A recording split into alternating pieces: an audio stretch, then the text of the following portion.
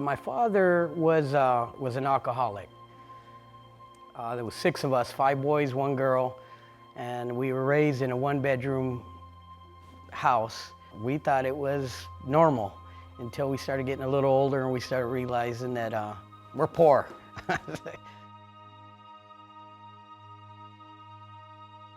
I don't think that we've ever said we loved each other. If anything, he was probably more of a negative influence in our lives because he was very abusive, and not physically or anything like that, just not really making any time for us.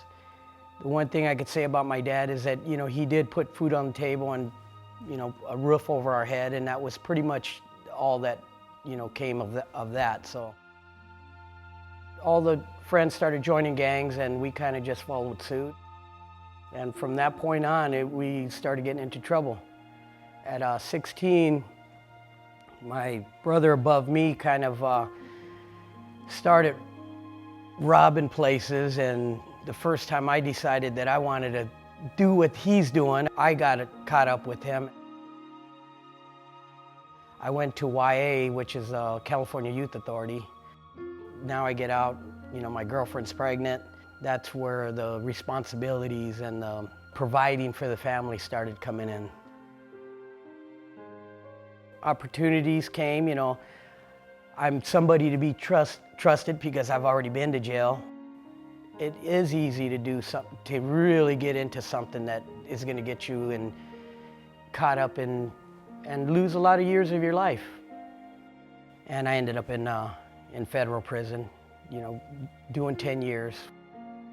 When you're doing that amount of time, you really get to learn about yourself, and you learn a lot about the things that you did and the things that you want to do and how you want to live your life.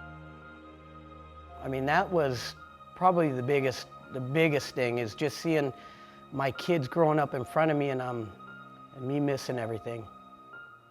I miss birthdays, you know. So it's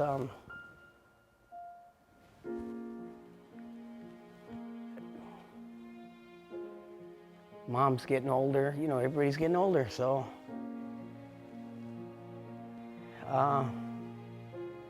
it's missing everything in everybody's life.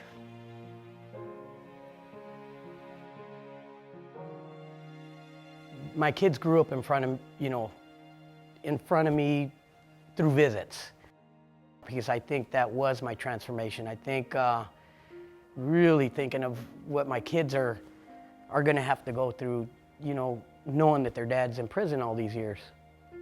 I just try to explain to them, no matter how hard it is to do the right thing, you got to do the right thing.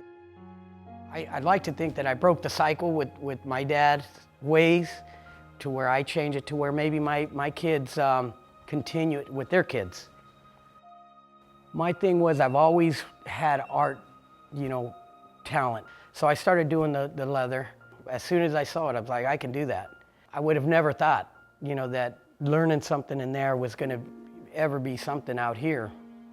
So I'm real thankful now that I do have the talent to do the things that I do, and I'm able to share it.